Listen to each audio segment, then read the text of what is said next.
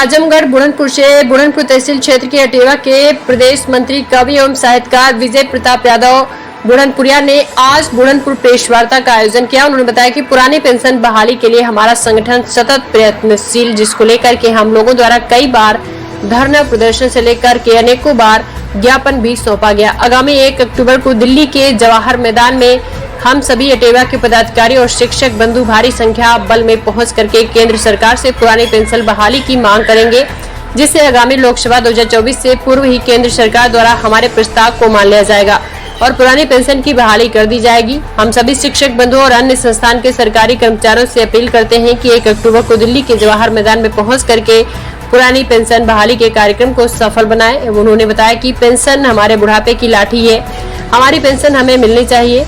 हम प्रदेश व देश की सरकार से हाथ जोड़कर निवेदन करते हैं कि हमारी मांगों पर अमल किया जाए, जिससे हम सभी सरकारी कर्मचारियों का बुढ़ापा अच्छे से कट सके, क्योंकि बुढ़ापे में ही पेंशन संजीवनी का काम करेगी। हमारे सहारे को सरकार न छीने, हमें हमारी पेंशन वापस कर दे।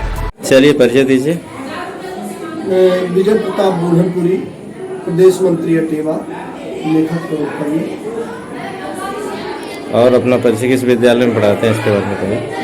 उच्च प्राथमिक विद्यालय भटौली मुतलका जलालपुर में सहायक अध्यापक के पद पर कार्यरत है। जैसे कि कल शिक्षक दिवस है और आप एक प्रकार से एक संगठन के प्रदेश मंत्री हैं, अटेवा के प्रदेश मंत्री हैं, क्योंकि आप शिक्षकों के हित की एक लड़ाई लड़ रहे हैं, जो उनके भविष्य को लेकर जो चिंता की चीज़ है। तो इसके बारे में जानना चाहते हैं, आपकी लड़ाई कहाँ तक पहुँची है? क्या आगामी चुनाव से पहले आप शिक्षकों को जो पुरानी पेंशन का सौगात दे पाएंगे? देखिए सर, आशा और उम्मीद निश्चित रूप से आदमी को आगे बढ़ाने का कार्य करती है, और हम एक शिक्षक हैं और शिक्षण कार्य करते हुए हम शिक्षकों के हित का भी कार्य करना चाहते रहते हैं। और हमें उम्मीद है कि पुरानी पेंशन जो एक शिक्षक कर्मचारी का हित है, बुढ़ापे की लाठी है, वह मिलना चाहिए। और हम नरेंद्र मोदी जी से, जो हमारे प्रधानमंत्री जी हैं, आदरणीय प्रधानमंत्री जी, और आदरणीय योगी जी जो हमारे मुख्यमंत्री हैं, दोनों लोगों से ये कहना चाहते हैं कि आप शिक्षक कर्मचारी और अधिकारियों का हक जो पुरानी पेंशन है उसको अवश्य दीजिए। और जहां तक हमारी लड़ाई की बात है, हमारे राष्ट्रीय अध्यक्ष विजय कुमार बंधु जी के नेतृत्व में 1 अक्टूबर को दिल्ली में बहुत बड़ा आंदोलन होने जा रहा है। पूरे देश के शिक्षक कर्मचारी वहां उपस्थित होने जा रहे हैं और हमें दिखाना चाहते हैं कि हमारा शिक्षक कर्मचारी किस प्रकार से लामबंद हो चुका है, क्योंकि ये जन जन का मुद्दा है, पूरे समाज का मुद्दा है, ये पीढ़ियों का मुद्दा है। क्योंकि अगर सरकारी नौकरी किसी भी परिवार का कोई भी व्यक्ति पाएगा, यह उसकी लड़ाई है। तो हम पूरे समाज की लड़ाई लड़ रहे हैं और हम यह आशा और उम्मीद करते हैं कि इस लड़ाई को हम जीतने का कार्य करें।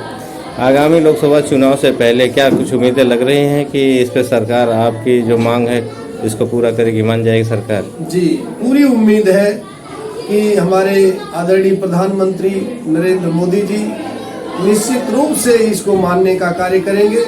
जिस प्रकार से किसान बिल उन्होंने वापस लिया, उसी प्रकार से पुरानी पेंशन के मुद्दे को पर मुझे लगता है, पूरी उम्मीद मैं करता हूं कि चुनाव से पहले नरेंद्र मोदी आकर बोलेंगे कि पुरानी पेंशन, चूंकि एक दर्द है, शिक्षक कर्मचारियों का हक है, और मुझे जैसा कि अब ज्ञात हो रहा है कि उनके दर्द को मैं नहीं सह पा रहा हूं और मैं पुरानी पेंशन बहाल कर रहा हूं।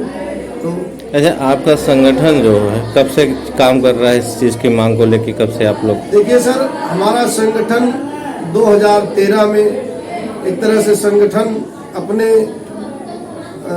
कागज के रूप में परिणित हुआ, लेकिन इसकी लड़ाई हम लोगों ने 2016 से शुरू किया और 2016 से लेकर अब तक हम लोगों के आंदोलन लखनऊ से लेकर दिल्ली से लेकर देश के अधिकांश राज्यों में बंधु जी के नेतृत्व में हो चुके हैं। अच्छा, हर प्रदेश के लोग इस चीज की मांग को लेकर इस बैनर तले लड़ाई लड़ रहे हैं? जी जी, हर प्रदेश के लोग। अच्छा, और भी कोई बैनर काम कर रहा है इसकी मांग को लेकर, केवल अटेवा ही है? अटेवा चूंकि पुरानी पेंशन का मुद्दा एकदम दब चुका था, मर चुका था, गड़ चुका था मुर्दा की तरह से, कोई संगठन नाम नहीं लेता था। अटेवा ने ही इस मुद्दे को जिंदा किया और इस मुद्दे को उभारने का कार्य किया और अटेवा और बंधु जी के नेतृत्व में ही आज 5 राज्यों में पुरानी पेंशन बहाल हो चुकी है। 6वां राज्य भी नंबर में आ गया है। तो 6वां राज्य कौन सा है? 6वां राज्य आंध्र प्रदेश है। तो इस प्रकार हम कहना चाहते हैं कि बंधु जी के नेतृत्व में पुरानी पेंशन जो है अटेवा के नेतृत्व में ही बहाल होगी और इसके अलावा अन्य संगठन भी लगे हुए हैं कि पुरानी पेंशन बहाल हो जाए। ये हमारे लिए खुशी की बात है कि अन्य संगठन के लोग भी मांग करने लगे हैं और अब ये लड़ाई बहुत आसानी से जीती जा सकती है। मतलब एक अकेले की लड़ाई नहीं रही? नहीं, एक अकेले की लड़ाई नहीं है, ये सारे लोगों की लड़ाई है। जब सारे संगठन इस मांग के लिए आ गए हैं तो अब हम अकेले नहीं। अच्छा, आगे का जो रणनीति जो मान लीजिए 24 में सरकार किन्हीं कारणों से नहीं करती है तो 27 में आपको क्या लगता है? देखिए सर, अगर सरकार 2024 में पुरानी पेंशन बहाल नहीं करती है फिर भी हम आशा और उम्मीद नहीं छोड़ेंगे और 2027 में पुनः फिर चुनाव आने वाला है उत्तर प्रदेश का।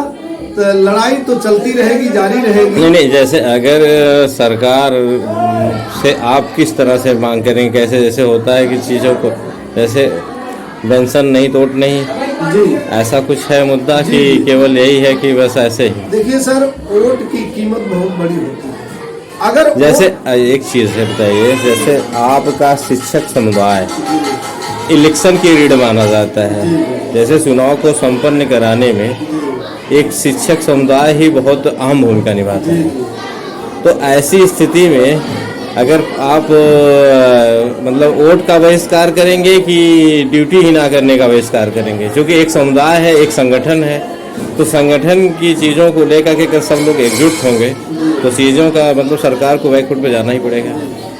देखिए सर, ना तो हम ड्यूटी का बहिष्कार करेंगे, ना तो हम वोट का बहिष्कार करेंगे। हम वोट देकर चोट मारेंगे और वोट की चोट बहुत बड़ी होती है। यह अगर हमारे शिक्षक, कर्मचारी, अधिकारियों ने ठान लिया कि वोट की चोट मारकर हम पुरानी